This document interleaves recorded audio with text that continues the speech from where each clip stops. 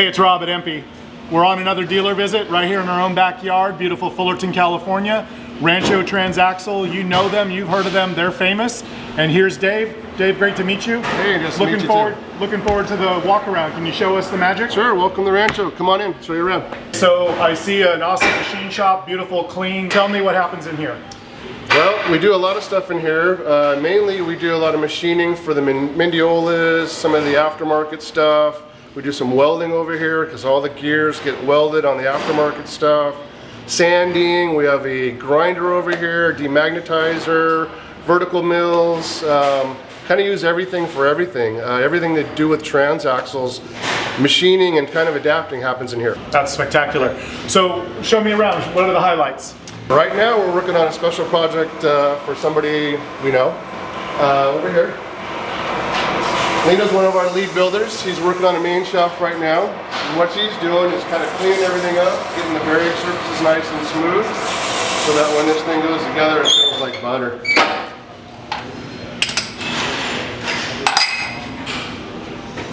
Nice and polished, nice and clean. Wow. Smooth bearing surface. We kind of do that on every surface in here. We do that with.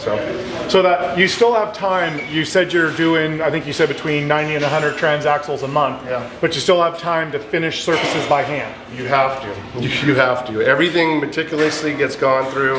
If there's any question on anything, we chuck it out. That's why some of our stuff's a little bit more pricey, but we want to give you a quality product. So Sure. yeah. I mean, this is hand-built, quality, old school stuff. Yeah. Awesome. So Dave, we're super excited about the transaxle you're building for our special project, but give me a recap. How many EMPI components are in an average transaxle? Oh gosh, I mean the major components, all super diffs are EMPI, all heavy-duty side covers are EMPI.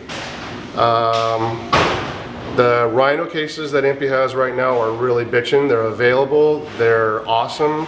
Fitment-wise, there's no issues with them. We use tons of them. We use them in everything from 450 horsepower turbo cars to vintage Spider Speedster replica cars. There's some other stuff like cross shafts we use, the clutch arms, but the cases and the diffs, we go through tons of those. We can't get enough of them. They're good products, and I wouldn't use anything else.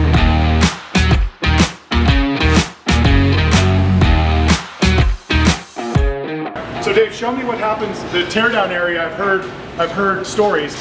I had no idea how extensive it was. Tell me what's going on here. Okay, well, back here is where it all starts. Your core comes in like this.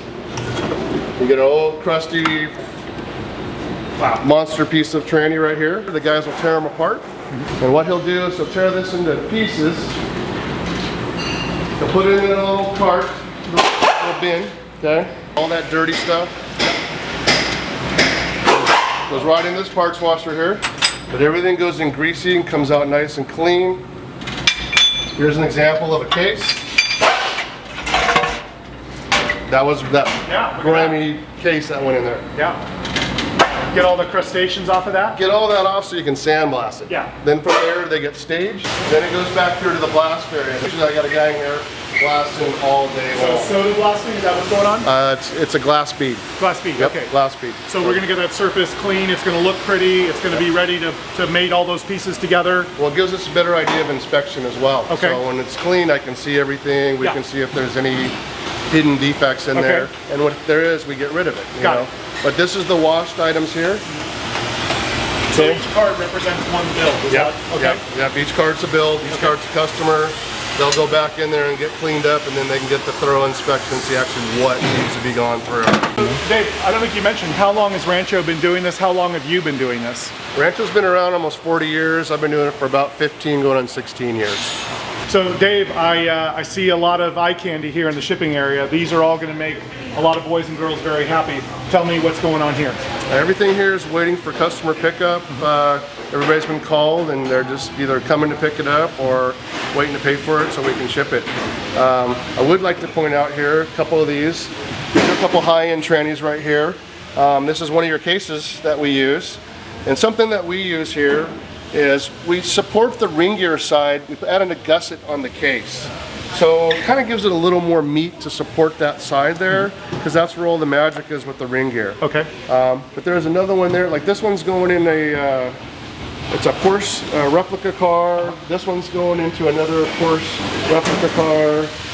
So kind of the high-end guys, the guys that are serious about strength and quality, they'll want the Rhino case. And they're going to be dealing with a little more power, right? So, oh yeah, yeah. These are over 200. Anything over 200 horsepower, we like to recommend the Rhino case. Yeah. Just because you're there, you have that power, so you want to harness it and keep it together. So Dave, I got to know, what kind of buggy does this go in? I've never seen one of these before. Yeah, these are pretty crazy. We started doing the gearboxes to the windmills out in the Mojave Desert. So all those big windmills you see out there, they have a gearbox on the bottom, and it's kind of the same as a reduction box bus. Same deal. So we started doing those. It took off to these pieces here. These are actually the aerial pieces that you see swinging in the air that hold the blades. So we stopped doing the gearboxes, that died out, and then we just kept doing these things. But these are actually windmills in the Mojave. They're about 3,000 pounds a piece. Wow. And we just kind of make them a little bit better for lubrication, and take them back out there and put them in the air. So if you see any that are painted red or blue on the bottom, those are Rancho windmills. All right, well, hey, I don't want to be selfish, I don't want to be greedy, but I want to see that EMPI Transaxle that you're working on. Let's do it. Can you take us that way? Yeah, come on over, let's do it. Great. What do you got? He's just resting. He's meditating. He's doing his thing. All right, perfect. Right, looking good. Looking good, bro. All right, so I'm Lino. I'm gonna build your tranny today, and this is what we got going here. Show them what you got going here, bro.